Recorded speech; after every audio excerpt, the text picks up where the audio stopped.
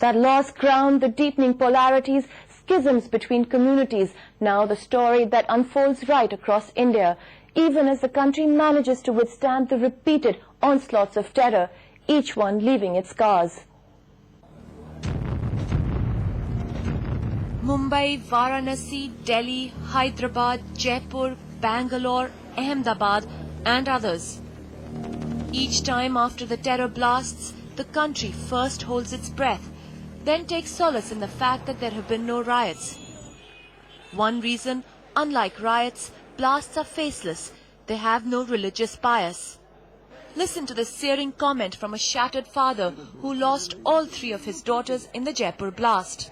क्योंकि मेरी 3 बेटी गई हैं, तो इसलिए मैं अपनी 3 बेटियों को क्रेडिट देता हूं कि उनकी वजह से ये दंगे रुके। इतना बड़ा हादसा, एक ही घर से 3 जनाजे निकलना। The past few blasts have claimed both Muslim and Hindu lives. The focus of investigations, however, inevitably center around Islamic groups and by default the Muslim community of those cities. And while that may not lead to riots, it does deepen polarities between neighbors. Cosmopolitan Mumbai is a great example. After the 1993 blasts and riots, it's been hit at least 6 times in 15 years. But it has kept its peace. But with each attack, the communities have grown apart. At a coaching class in Muhammad Ali Road, Dr. Azmi watches the aftermath of the 7/11 train blasts with horror. A retired professor, he had the means to move out to a less congested, more affluent, more multicultural neighborhood. Part of him wants to, but episodes like these deter him. अब जब सोचते हैं कि क्या करें तो रहना फिर इसी जगह पर हो जाता है। वो एक खौफ और जो एक सेंस ऑफ सिक्योरिटी का है मामला, वो एक खींच के लाता है। इसी हिंदुस्तान में देखिए हमारे गांधी जी, ये जो वो पौध थी जिन्होंने सब लोगों ने मिल मिला के हिंदुस्तान को अंग्रेजों से हासिल किया, तब तो हम अल्लाह ही का नाम लेके अंग्रेजों को दबाते थे। अल्लाह अकबर, सब हिंदू भाई भी कहते थे, मुसलमान भी कहते थे, सब। His idea of India is fiercely multicultural. He would like his children to grow up with Hindu neighbors, but he can't help feel more secure in a Muslim-dominated area. In places like Radhabai Chaul, where 6 Hindus were murdered during the post-Babri riots, Hindus too have moved away from their Muslim neighbors. In Jaipur too, a sharp shift in demographics. इस गली में हिंदू रहा है, मतलब बेच के हिंदू जा रहे हैं। अब सर जैसे हम गुजरते हैं रास्ते में तो बहुत ख्याल आता है ये हमारे भाई क्यों जाना है जल्दी। जी मेरे घर के पास वकील साहब रहते थे, वो गुजर गए, उनके बच्चे बोले हम तो जाएंगे। अरे तुम्हें क्या परेशानी है, क्यों जाओगे? उनके मेरे प्रेम था। वो यूँ कहता है कि यहाँ फसाद वगैरह हो जाएंगे तो ऐसा हो जाएगा वैसा हो जाएगा। Gujarat, of course, is India's biggest flashpoint, a history of riots in which 2002 is a critical turning point. Though this time Gujarat managed to stay peaceful, its old city a testimony to the fact that in Gandhi's land, the cycle of exclusion and extremism has given rise to gated communities. ऐसे आपको ऐसा तसल्ली? हाँ, हो गई तसल्ली। हाँ, पहले तो लोग आ गए थे जब हमारी थी ना दादी, तो उनको जब मारे था यहाँ बहुत इस बात लगाया। Hundreds of Hindu families have left the walled city. Those that have remained stay within their gates. 4 steps may divide the Hindus from the Muslims, but those 4 steps are an endless gulf. This is increasingly the ground reality.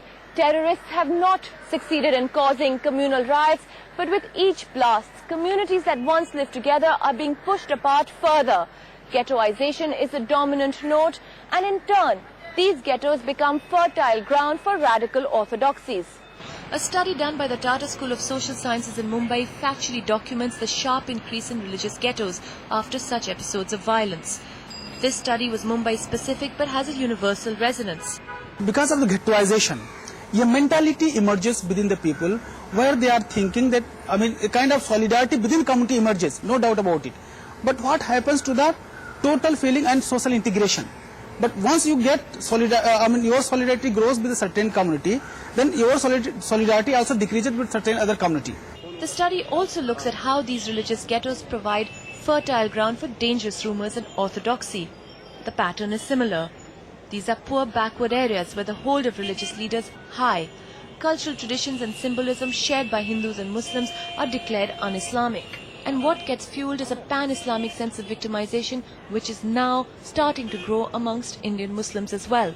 पूरी दुनिया में सब जगह यही चल रहा है, जहाँ भी कभी होता है वर्ल्ड में, चाहे फलस्तीन हो, चाहे अमेरिका हो, चाहे कहीं भी हो, जहाँ भी कहीं कुछ बम कांड हुआ यानी कि मुस्लिम ने किया, पूरी वर्ल्ड वाइड पूरी दुनिया लेवल पे उसको मुसलमानों को हम लोगों को जो है इस तरीके से बदनाम किया जा रहा है.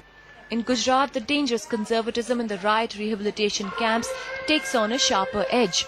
Modi may be the cause for this, but now crushed under the twin burden of Hindu communalism and Muslim religious orthodoxy are its youth, often taught the language of revenge, and women now facing a more radical Islam.